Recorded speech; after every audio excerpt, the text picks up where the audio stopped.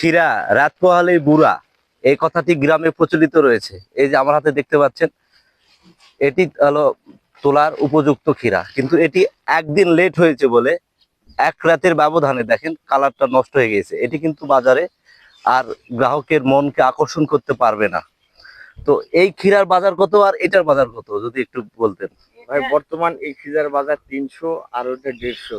এটা 150, জি এটা 300 টাকা মন আর এটা 150 টাকা মন। জি।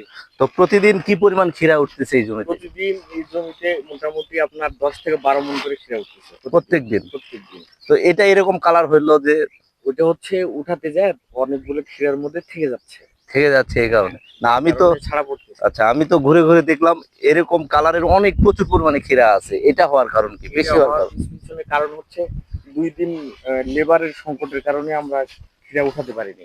তো এত কম দাম, 4-5 জন লেবার কাজ করছে, তো এই কষ্টটা কি উঠতেছে না প্রফিট হচ্ছে, কি অবস্থা?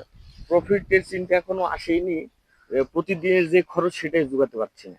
তাই তো আসলে ক্ষীরা কিন্তু লাভজনক একটি ফসল, প্রচুর ফলন হয়ে থাকে প্রত্যেকটা দিন। এই যে দেখতে পাচ্ছেন 2 বিঘার একটা জমি থেকে 15 থেকে 16 মণ ক্ষীরা উঠতেছে প্রত্যেকটা দিন। আর ফলন ব্যাপক হারে হচ্ছে, কিন্তু বাজার মূল্য রমজানের কারণে বাজার মূল্য একটু কম। তো এই বাজার মূল্য কমের কারণে উনি কাঙ্ক্ষিত প্রফিট হয়তো বা পাবেন না, কিন্তু অন্য সময় হলে মনে হয় লাভ হতো। আপনি কি মনে করছেন এই রোজা ছাড়া যদি অন্য সময়টাই হতো তাহলে লাভজনক হতো? মনে হয় হতো, সঠিক বলতে পারছি না। মনে হয় হতো না? তো ক্ষীরা চাষ পদ্ধতি আসলে খুবই সহজ। এই ক্ষীরা উনি করছেন একেবারে প্লেন জমিতে। এটা ছাড়াও কিন্তু আলুর মধ্যে চাষ করা যায়।